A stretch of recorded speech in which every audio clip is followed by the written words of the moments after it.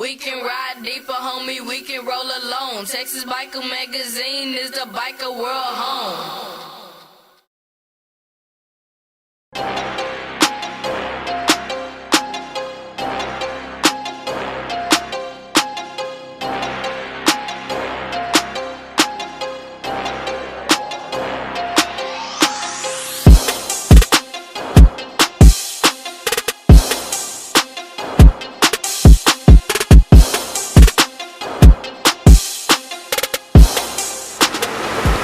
This is Tia with Texas Biker Magazine interviewing Against the World today with Joker Bankx.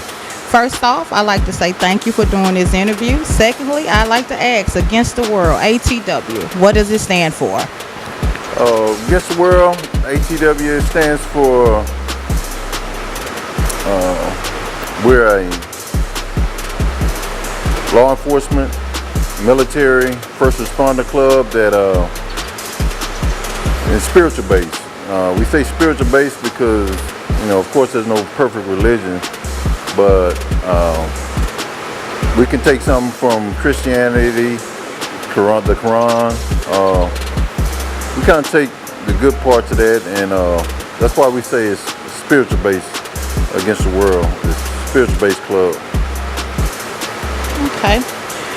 Well, along with that, what is the mission of your club?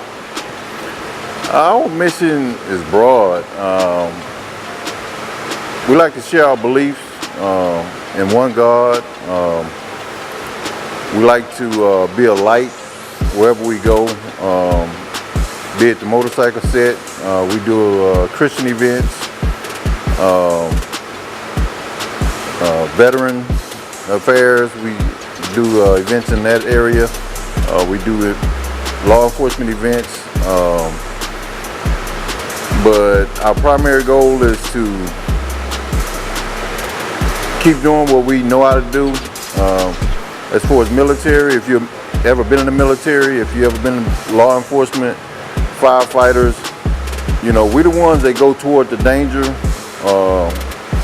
We go into it.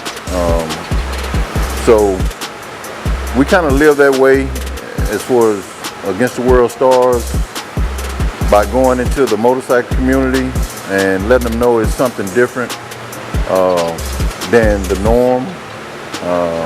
So we try to separate ourselves and be a light in the darkness, because God didn't put Jesus in heaven, he put him down on earth to be a light to everybody. So, and that's what we like to consider ourselves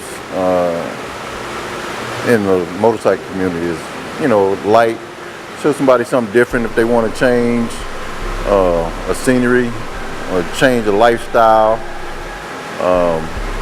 because it just makes it all that much better. So with that being said, tell me about your armor. The Star Armor is what's known on the motorcycle set is a cut, a vest. We call it armor because we try to keep on the whole armor of God. So it's sacred to us. We can't take pictures, can't take video of anything that depicts or disgraces God, our club, what we stand for, our mission. So there's a lot of motorcycle events that we can attend, especially with this cut on. We're all grown men, so if a star does decide to stray off, he can't wear this cut anywhere. So we have a lot of restrictions, and it's hard to follow our protocol and the MC protocol. And a lot of people don't make the cut, but that's what this Star Armor is about. Okay. Overall, what would you like to change or target in a community? Whew, man, there's so many. I'm gonna try to stick to a couple. One of my pet peeves on the MC community is the unity. We all bleed red. I don't care what cut, vest, armor you have on. The community service events, when you see one club doing it, see another club doing it, month down the line, and the Houston MC set is saturated already with motorcycle clubs. All of them trying to do the same thing as far as community service. And just like, I'm just gonna throw this out there, a toy drive, I'd like to see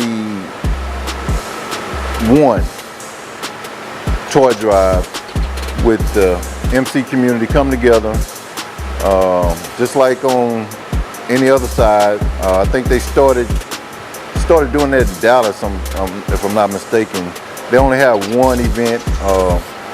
You have blanket drives, hygiene drives, and you have 500 clubs in Houston. Everybody can't go to 500 events based on the same community service. So I like to see change in that. The community coming together and doing it as one community, one event for one community, and it's a beautiful thing. It'll be beautiful right here in Houston if we could do that. Okay, so why do you think it's so many clubs doing the same things? Ego, power struck, and a lot of clubs really don't know the real true meaning of brotherhood, sisterhood. You know, everybody want to be in charge.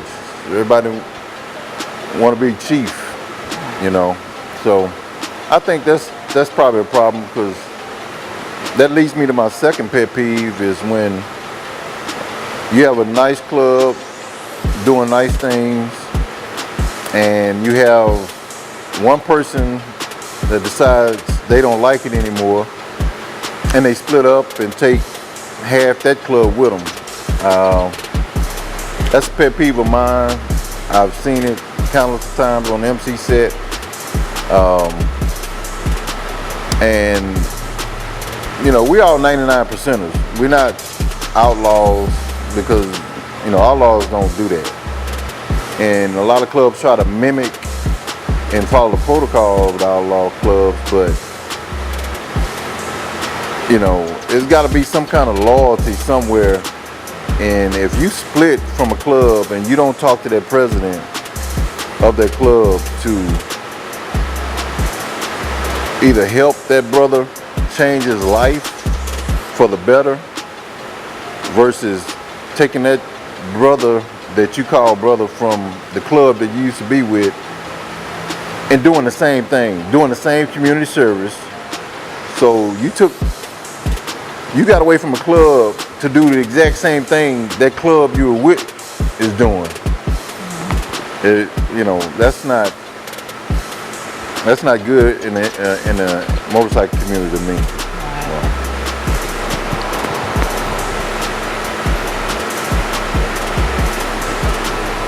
Okay, you mentioned earlier about your club having restrictions or where they couldn't wear their armor at.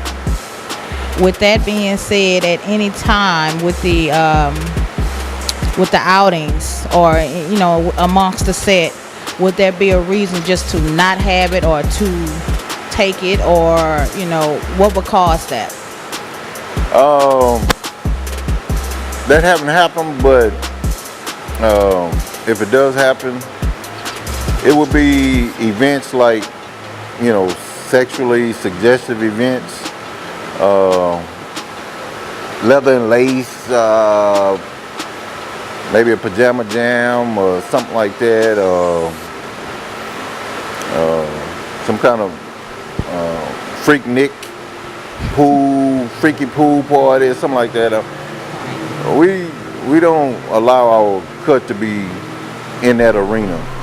Understood. I mean, we're not, like I say, we're not throwing stones, because, you know, we're a work in progress too. So that's your lifestyle, we don't have a problem with it. That's you. But don't have any kind of ill feelings towards someone that's want to make a change in their life, want to do something different, want to do more family oriented type of things in the motorcycle community. And I think that's where, you know, we kind of get the respect and backing that we get, because there's a lot of good people on the motorcycle set. A lot of good people that feel stuck, you know, in that motorcycle club or in that lifestyle. They want to change, but they don't know how. Well, they see us come around, that's something they can look at and say, if they can change, we can change. You understand? So, I understand. yeah. Okay. So a lot of the times on the MC set, you hear people saying, this is my hobby or this is my lifestyle. And from talking to you today, I see that ATW leads a lifestyle versus a hobby.